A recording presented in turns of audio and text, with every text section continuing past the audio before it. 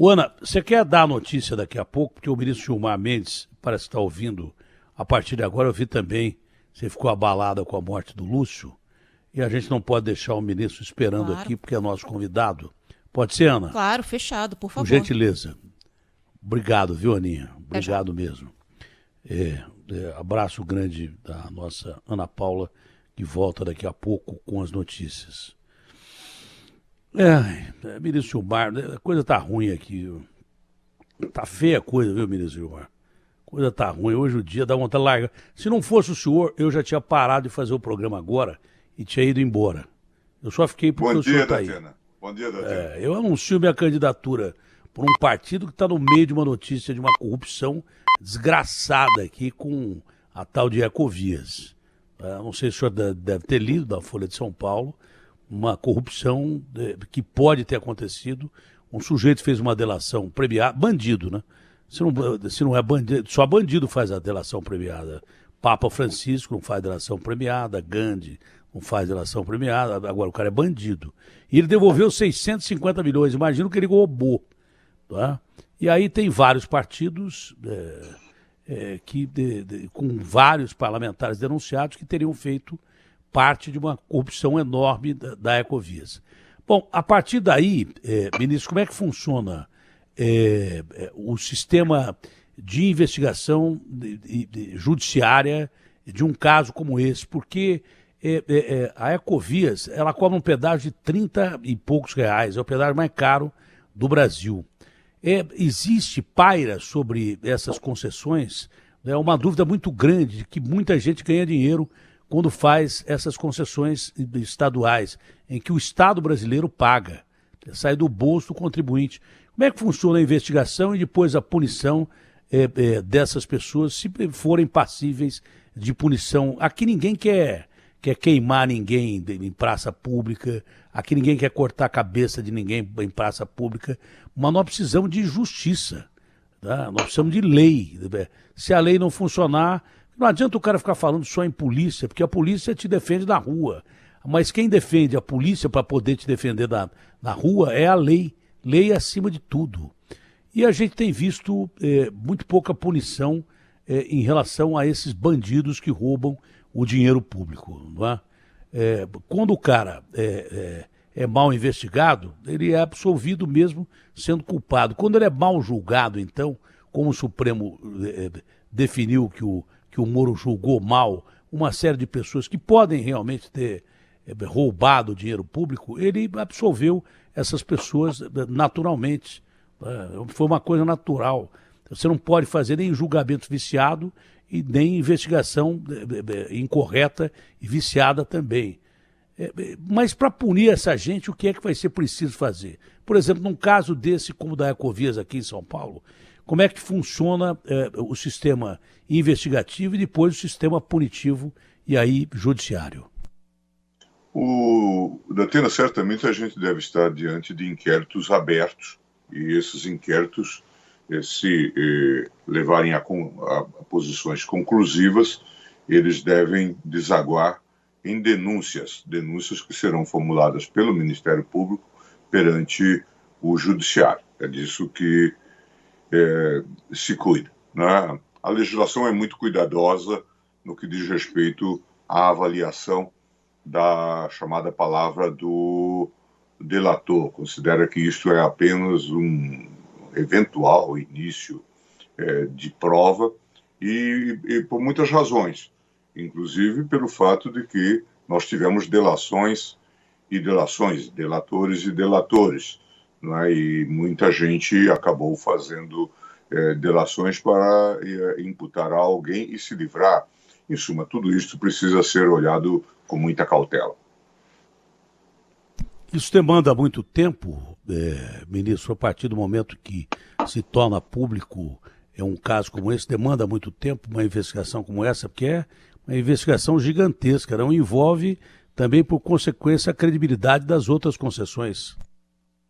Sem dúvida, isso leva algum tempo e dependendo, inclusive, da complexidade do objeto, se discute licitação, se discute eventual elevação de preços, isso acaba demandando algum tempo. O importante é que seja bem feito, né? Porque, do contrário, nós temos aqueles resultados que são conhecidos. Ao fim e ao cabo, se detectam nulidades, né? Imperícia, e aí o trabalho todo acaba sendo comprometido.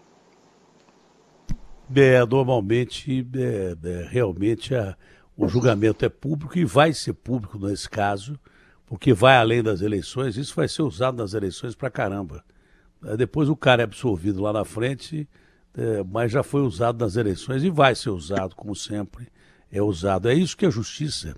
O direito alemão prevê muito pouca pena em relação a punições e penas com critério, não é? Exatamente para preservar as pessoas de julgamento público, porque aqui o cara é julgado publicamente, é queimado na fogueira, depois vão dizer, não dá para desqueimar o cara não, porque na realidade ele era inocente. Isso é base do direito alemão. Essa é uma questão que nós vamos ter que enfrentar. Nós demos uma imensa publicidade às investigações. E vocês mesmos da imprensa se deleitaram com aquelas audiências da Polícia Federal. Depois de uma busca e apreensão e tudo mais, em que se dizia que fulano fez isso, fulano fez aquilo, em suma, já se fazia a acusação e o julgamento, né, com a presença do Ministério Público e do delegado. Hoje, salvo engano, a lei de abuso de autoridade veda, e veda bem, porque isso, de fato, não poderia ser exposto sem o devido contraditório e a ampla defesa. Só para lembrar de um episódio que é bastante conhecido e lamentável, do ex-reitor da Universidade de Santa Catarina, a quem foi imputado um desvio, né? De 80 milhões de reais. Ele não era responsável, ele era sucessor na Universidade de Santa Catarina, nada tinha a ver com aquilo, e acabou preso por uma delegada que se chama Marena, que depois exerceu cargo alto no Ministério da Justiça, na gestão Moro. E, portanto, foi premiada pelo fato de ter conduzido mal uma investigação. Você há de se lembrar também da investigação da carne fraca no Brasil, em que se disse que nós colocávamos papelão na carne. E isso foi conduzido também a partir de um juiz do Paraná e de delegados que lá estavam. E no final se verificou que era um fato que teria ocorrido, que era irregularidade do envasamento. Portanto, não se tratava de colocar papelão na carne, até porque temos muita erro de carne. produção. Mas isso se alastrou mundo afora, com um imenso prejuízo para o país que é exportador de carne. Em suma, é preciso retrabalhar todos esses conceitos, e eu acho que a Polícia Federal, o Ministério Público tem que prestar, e a Justiça tem que prestar atenção nisso. Não só a investigação também, ministro, mas a gente há de concordar que julgamentos viciados também, e pior o julgamento viciado, que é o final do estamento burocrático, né, que condena o cara. Julgamento viciado também, às vezes, absolve gente que notoriamente praticou o crime. Né? Mas quando o julgamento é viciado, há contatos, como houve, segundo o Tribunal do Moro, com os seus partícipes aí, que são, inclusive, alguns deles candidatos, junto com o Moro, o sujeito deixa de ser incriminado, mesmo tendo culpa, porque errou em outros julgamentos, né? Porque a justiça errou na forma de julgar. Todo mundo merece um julgamento justo, todos têm direito a um julgamento justo. Quando há um julgamento justo, o cara pode ser absolvido, mesmo sendo culpado pelo crime. Investigação tem que ser bem feita e criteriosa, e julgamento mais ainda, porque é o final da história, é onde você decide se o cara é culpado ou não. Esse reitor de Santa Catarina se jogou lá do prédio da universidade e se matou. É verdade, é verdade. É um caso. Eu até propus que o nome da lei de abuso de autoridade se tornasse a lei Canceler, o nome do reitor, porque, de fato, eu acho que ele é um caso flagrante, notório, de abuso de autoridade. Ali, a Polícia Federal apresenta o desvio que seria imputado ao reitor como o valor de 80 milhões de reais. 80 milhões era o valor do programa todo de EAD que existia, que era prévio à gestão do reitor. Portanto, nada a ver. Ele não se chamava Manuel, não morava em Niterói, mas a ele foi imputada essa falha. Por quê? Porque se precisa fazer esse tipo de espetáculo circense com grandes consequências para a vida das pessoas. Ministro, eu acho gozado que político diz que o Supremo não devia se meter na política, né? Mas já estão recorrendo aí ao Supremo sobre a fixação do ICMS dos combustíveis, né? O que o senhor pensa disso? Não como julgador, nem pedindo voto antecipado ou coisa parecida. Mas eu acho gozado. O Supremo não deve se meter na política. Mas quando a coisa aperta, correm atrás do Supremo. Como é que o senhor analisa isso, ministro? Eu tenho a impressão que a gente sempre deve receber essas críticas que nos fazem com uma certa parcimônia, uma certa fleuma, não é? Não nos aborrecermos, porque sabemos que daqui a pouco virão buscar no Supremo a solução. Se você olhar a crise da pandemia, nós estamos aí com quase 700 mil mortos. Eu posso afiançar a você, Datena, que não fora a atuação do Supremo que validou decisões de prefeitos e governadores para que houvesse o isolamento social, máscaras, fechou igrejas e permitiu, portanto, que não houvesse mais contaminação quando a gente não tinha vacina. Não fosse a decisão do Supremo, uma decisão, inclusive, do ministro Lewandowski, exigindo o plano de imunização e o estabelecimento de um plano de vacinação, portanto, compra de vacina e sua universalização no território nacional, e certamente nós não teríamos superado, como acabamos superando, felizmente, a pandemia. Então, eu acho que é preciso contar isto, o copo meio cheio, não é? Dizer disso. Por outro lado, como você apontou, nós vivemos essa realidade. Criam-se confusões. Uma das confusões, você é grande empresário, importante empresário, e extremamente bem-sucedido, e acho que a gente, no Brasil, deve valorizar também as pessoas que são empreendedoras, que dão empregos, que, em suma, que permite que o país avance. Você sabe muito bem da nossa confusão tributária. É uma insegurança muito grande que se reflete também neste setor. Isso é apenas a ponta do iceberg, essa discussão sobre o ICMS nos combustíveis. Na verdade, a gente vive essa realidade. Nós acabamos por criar um dos sistemas tributários mais complexos do mundo. Eu desejo que, se você chegar ao Senado, como se desenha, que você dê contribuições nesse debate, que talvez já no primeiro ano da nova legislatura, que se discuta a reforma tributária para se buscar uma racionalização e evitar que nós continuemos nesse quadro fazendo essas reformas meio que com um formato de esparadrapo, né, que tapa apenas a ferida. Então, mas de fato, é inegável que nós estamos diante de um problema que não é só nosso. O combustível está alto no mundo todo. É um sério problema, mas ao lado disso nós temos os desacertos.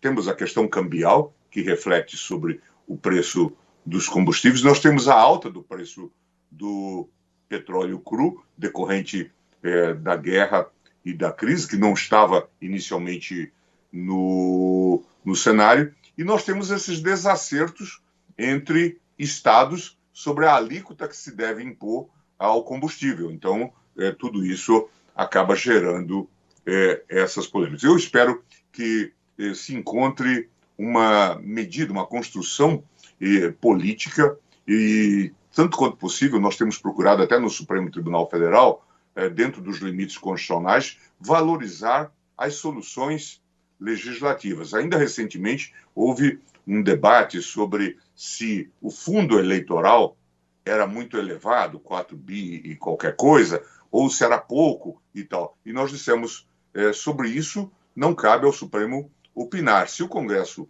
fez a alteração de maneira adequada nos termos constitucionais, não nos cabe dizer se a elevação do fundo de 2,2, 2,5 para 4 e pouco, se isto é pouco ou muito. É claro que cada um de nós poderia ter opinião, dizendo vamos gastar nesta finalidade e não naquela. Mas para isso você sabe muito bem, você que é um estudioso, você sabe muito bem que o parlamento tem esses lindes de soberania, especialmente no que diz respeito ao orçamento. Não, isso seria uma interferência de um poder do outro, né? Claro que seria uma interferência absurdamente clara.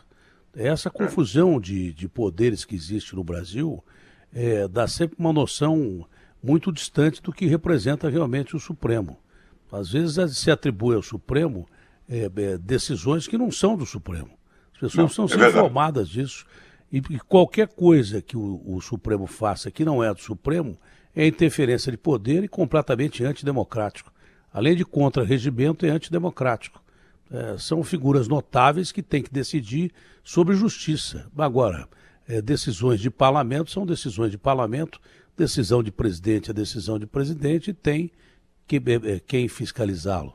Agora, quanto ao presidente Jair Bolsonaro, hoje o relacionamento do presidente Jair Bolsonaro com o Supremo é melhor do que já foi, porque já teve muito perto de uma ruptura aí que seria muito ruim para o Brasil. E já vai no bojo dessa pergunta, se de repente depois a postura do presidente Jair Bolsonaro a partir daquele terrível 7 de setembro, ele mudou muito, né, depois daquela carta do Temer, se isso colaborou para que a gente tenha eleições civilizadas e democráticas.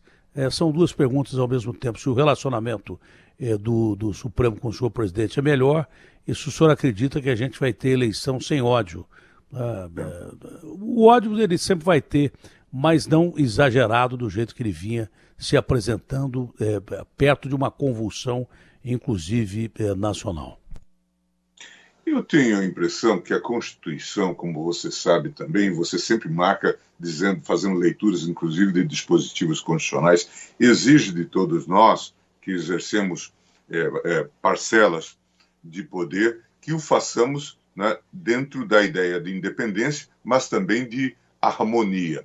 O presidente Michel Temer até chamava atenção, dizendo a harmonia é um imperativo, quer dizer, nós temos que buscar que haja compatibilização e que haja diálogo. E eu sempre tenho tido esse tipo de postura e de observação de manter o diálogo aberto, e acho que todos nós, no Supremo Tribunal Federal, temos essa visão. Procuramos, tanto quanto possível, manter os canais de diálogos desobstruídos para que a gente possa, inclusive, entender a razão do outro. Você sabe, você que tem militado na área política, que o terreno político muitas vezes é também um terreno minado, em que a toda hora nós temos teorias conspiratórias.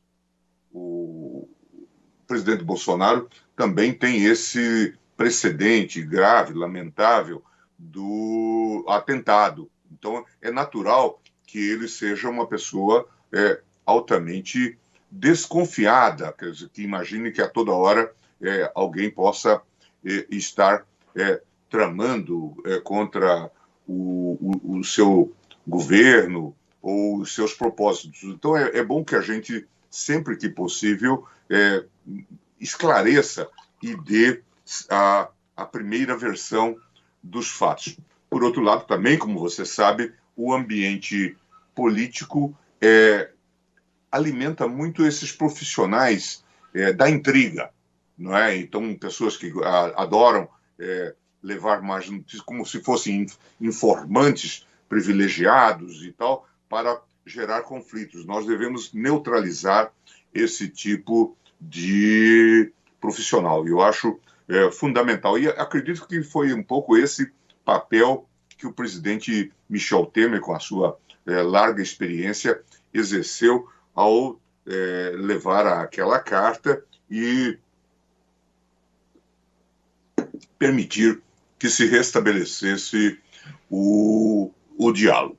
E eu tenho a expectativa, espero que justa expectativa, de que nós, todos integrados, tribunais, parlamento, executivo, possamos dialogar para que tenhamos eleições tranquilas. Claro que, como todos nós sabemos, aqui ou acolá haverá uma pontuação de retórica, um excesso, isso faz parte um pouco do processo eleitoral, da disputa. Para isso, temos também os tribunais para imputação de calúnia, temos os tribunais para responder, o TSE também, direito de resposta. Temos um problema que nos preocupa a todos, comunicadores e todos os demais interessados, das chamadas fake news, que agora, na verdade, operam num terreno aberto, porque não precisam da imprensa, eles têm essa rede mundial de computadores. E por fazonefas, as pessoas acreditam mais nas fake news do que nas notícias verdadeiras, né? Então, elas correm muito mais mundo afora. O TSE está também preocupado com esse tipo de temática. Mas eu tenho boa expectativa de que os partidos que apoiam os candidatos são partidos com compromissos democráticos. Eu já estive aqui com você outras vezes, e você e eu temos feito o coro de defesa da Constituição. Nós estamos vivendo 40 anos de normalidade institucional. Passamos por poucas e boas nesse período todo. Inflação alta, uma série de desarrumações, mas dentro dos marcos institucionais. E nós devemos prosseguir nesse trabalho, nessa faina, nesse propósito. Acho que esse é o nosso compromisso, deve ser o compromisso das pessoas de bem. Ganha a eleição quem tiver mais competência, e convencer o eleitor, mas seguindo os trilhos, os marcos democráticos. Quando me perguntam qual é a minha ideologia, eu me lembro sempre do Churchill, que dizia o seguinte, na dúvida sempre diga a verdade, sobre tudo e principalmente sobre política. Mas a democracia ainda continua sendo o sistema mais aceitável. O senhor mesmo fez uma correção de rumo em pleno voo de uma entrevista nossa, em que eu estava levando para um lado, o senhor disse, não, o Datena, a nossa Constituição, a nossa democracia funciona. Exatamente pelo fato de termos aí ex-presidentes condenados, alguns que foram para a cadeia, exatamente por termos políticos condenados, a nossa democracia funcionou. Que eu estava dizendo exatamente o contrário, a nossa democracia é muito jovem, tanto que tivemos presidentes presos e daí por diante. O senhor fez uma correção de rumo e disse não, se a democracia não funcionasse, não teria acontecido isso. E é verdade. E mais uma vez ela funcionou. Então, quando me perguntam a minha ideologia, eu digo que a minha ideologia é a Constituição brasileira. Você tem que estar ao lado do povo e de uma forma constitucional. Essa é a minha ideologia. E plano de governo não há outro senão... o plano de governo não tem outro senão salvar o povo no meio dessa situação que nós estamos passando. Sobre isso, senhor ministro, como é que o senhor analisa a postura do governo brasileiro em relação à invasão da Ucrânia por parte dos russos? E essa guerra que pode desandar com a paz mundial? Sabe que ontem ainda assisti a uma palestra do ministro Carlos França, nosso chanceler, ministro das Relações Exteriores. E eu lia para ele, chamava a atenção de um jornal, de uma matéria que saiu num jornal português, o Diário de Notícias, em que havia, veja, nesse momento em que nós estamos vivendo, um artigo altamente elogioso ao Brasil, falando que dos BRICS tinha sobrado o B, que era o B de Brasil, pela posição, inclusive, que o Brasil assumiu na ONU. E isto, acho que fala bem desse grau de institucionalidade que o Itamaraty representa. Não é? Quer dizer, os compromissos do Brasil, você sabe bem, o Brasil é fundador da ONU, não é? O papel do Oswaldo Aranha, a construção do Estado de Israel. O Brasil tem passado várias vezes por assento no Conselho de Segurança, como agora tem, e tem tido pronunciamentos muito elogiados.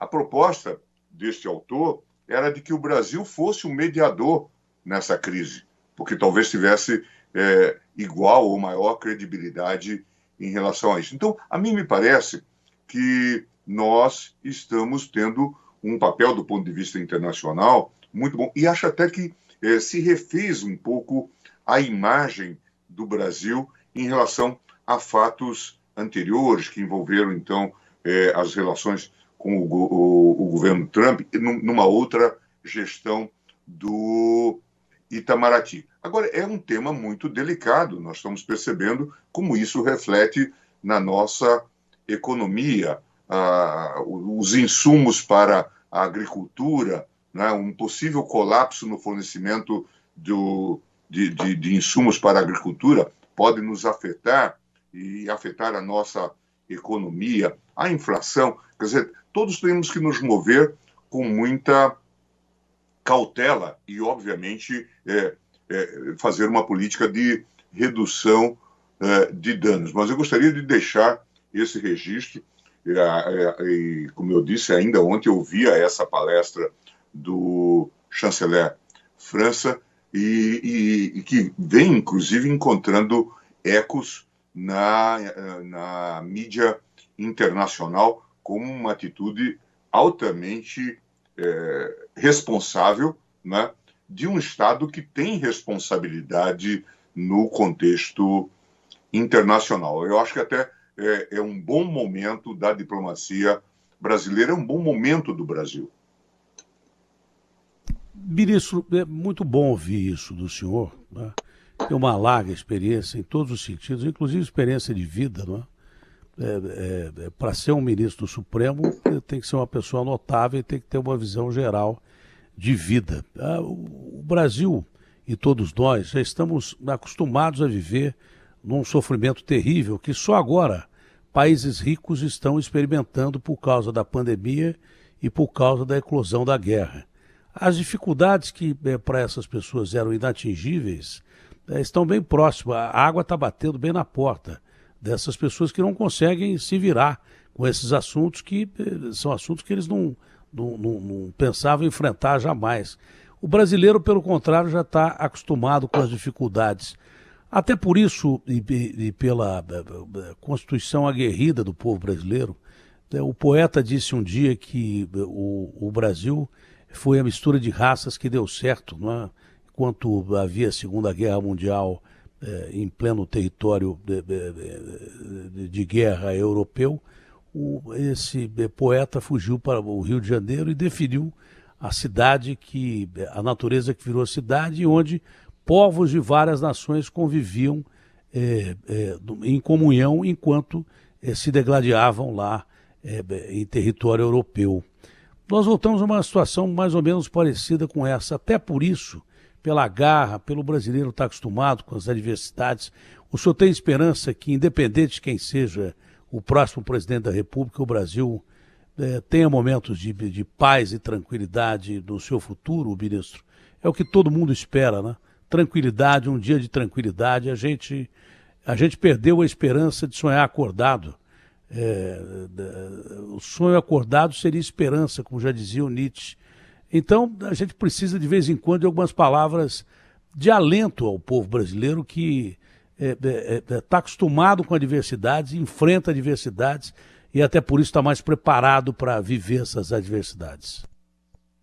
Eu tenho expectativas de que nós possamos, após as eleições, buscar uma união. A expressão união nacional, como você sabe, ficou muito desgastada, mas que nós busquemos um consenso básico, no sentido de definirmos prioridades. A toda hora nós somos sobressaltados, por exemplo, por essas tragédias, essas enchentes, que obviamente são pequenas perto da tragédia que estamos vendo na Ucrânia. E aí vemos que verbas que deveriam ter sido destinadas à defesa civil não foram destinadas, que pessoas que ocuparam os morros acabaram fazendo essas invasões e por isso estão expostas agora a todas essas tragédias. Em suma, tudo isso que nos ocorre e que nos abate no período de chuva é sempre aquela repetição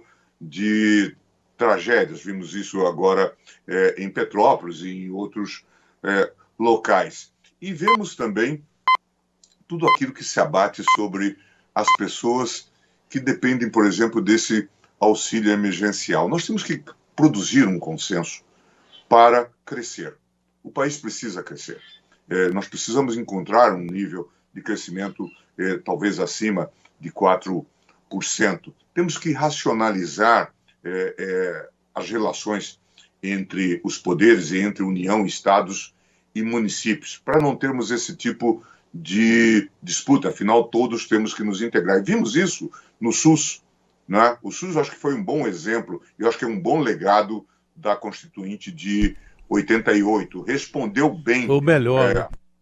Respondeu bem, não é, a essa crise. Claro, podemos melhorar. Então, a mim me parece que temos aí uma série daqueles elementos, desses nichos ou ilhas, daquilo do Brasil que dá certo. Né? Do Brasil, eu acho que temos bons exemplos. Temos a educação. Recentemente eu recebi uma correspondente da Bloomberg, que mora em Singapura, e que esteve no Brasil para falar sobre a nossa crise e tal. E depois ela disse: estou saindo de Brasília e estou indo ao Ceará, porque o Ceará é um bom exemplo do que se faz na transformação da educação. E isso começou numa experiência, como você sabe, lá em Sobral. Então, é bom que a gente, por exemplo, trabalhe esses conceitos e nacionalize esses modelos. Né? Devemos pensar na questão da segurança pública, né? Devemos melhorar o sistema. Então, em suma, eu acho que nós devemos, de fato, criar um consenso básico. Claro, cada um terá a sua opinião, as nossas divergências, nós as levamos nas próximas eleições, mas vamos tentar construir uma base comum para cumprirmos essas tarefas que a própria Constituição desenha: melhoria da saúde, melhoria da educação, melhoria da segurança pública e respeito ao outro. Né? O outro, porque diverge de nós, nem por isso é nosso inimigo. Não é? Ele apenas diverge. Não é? Podemos até ser amigos, como nós sabemos. Não é? O melhor exemplo que a gente tem, e que é um leitmotiv da nossa alma, é o futebol. Não é? Afora as torcidas organizadas e que têm lá seus conflitos muito peculiares, não é? Nós temos as nossas divergências, mas admiramos o bom futebol. Não é? Recentemente eu vi o meu Santos perder para o Palmeiras e eu reconheci a superioridade do Palmeiras sobre o Santos. Portanto, é assim que a vida segue.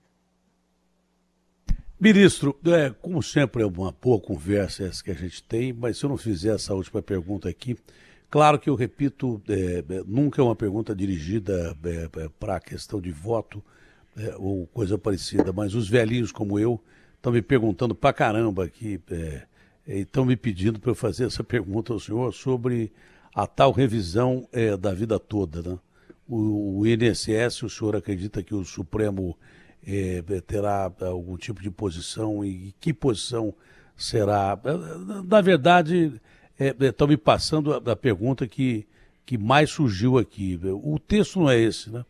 Mas é a sua visão sobre essa questão e não visão de voto, né? Visão de voto não, eu não me permitiria isso, porque é uma questão de ética, mas como os velhinhos estão perguntando, eu estou repassando essa pergunta ao senhor. Os velhinhos como eu, todos nós temos interesse em saber, porque o aposentado é muito injustiçado no Brasil, mas a sua visão sobre isso, a gente deveria ter um sistema muito próximo ao sistema europeu, por exemplo, que o senhor conhece muito bem, melhor do que eu, não é? A gente precisa melhorar muito a questão dos aposentados. E a questão do revisão da vida toda, que mais estão perguntando aqui, para a gente encerrar essa nossa conversa, sempre muito agradável e produtiva. Nós tivemos esse incidente agora porque houve um julgamento no plenário virtual. E depois do julgamento encerrado, com o voto do desempate do ministro Alexandre de Moraes, ainda havia prazo para a discussão e o ministro Cássio Nunes pediu, então, o destaque para que a matéria fosse julgada no plenário. Talvez a gente já devesse ter iniciado mesmo esse julgamento no plenário, considerando a repercussão da matéria e tudo que se fala sobre o tema. Há muitas informações e até informações desencontradas. Eu ouvi, por exemplo, de técnicos do INSS ou de pessoas que têm vivência na área da Previdência Social, como é o advogado-geral Bruno Bianco, que em muitos casos essa chamada revisão da vida toda é uma tarefa impossível, porque já não se encontram esses dados nos alfarrábios, nos arquivos governamentais. Em suma, há muitas questões a propósito dessa temática, quer dizer, haveria dificuldade de se fazer o cálculo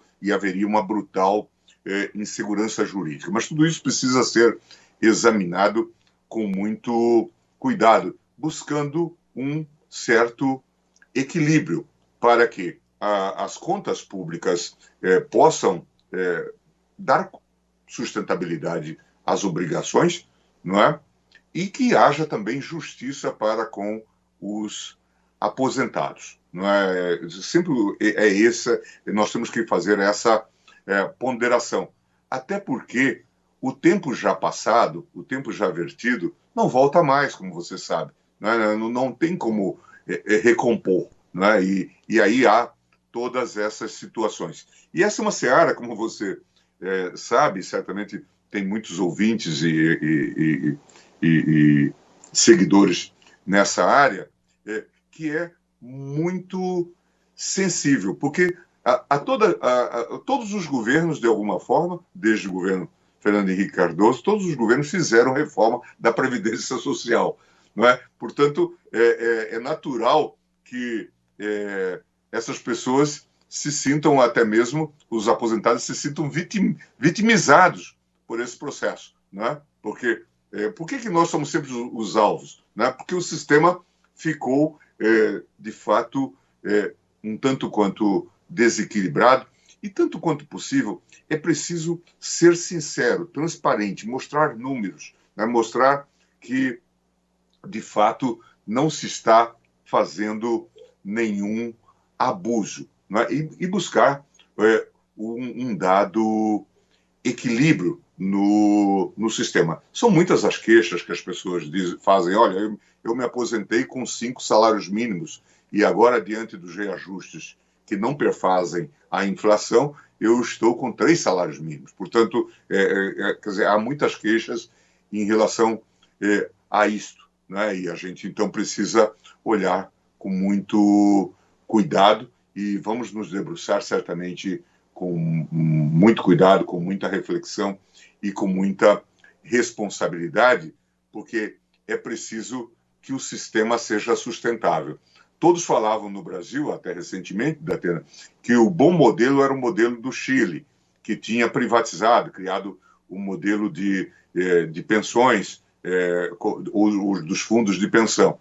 E agora se diz que isso está vivendo uma debacle. Então a gente tem que ter muito cuidado, inclusive, com essas ânsias copistas e reformistas para que o sistema se mantenha equilibrado. Porque o pior dos mundos seria assegurar também uma quantidade de recursos que não seria pago, né? Quer dizer, também isso é preocupante. Quer dizer, a debacle, a não sustentabilidade do sistema.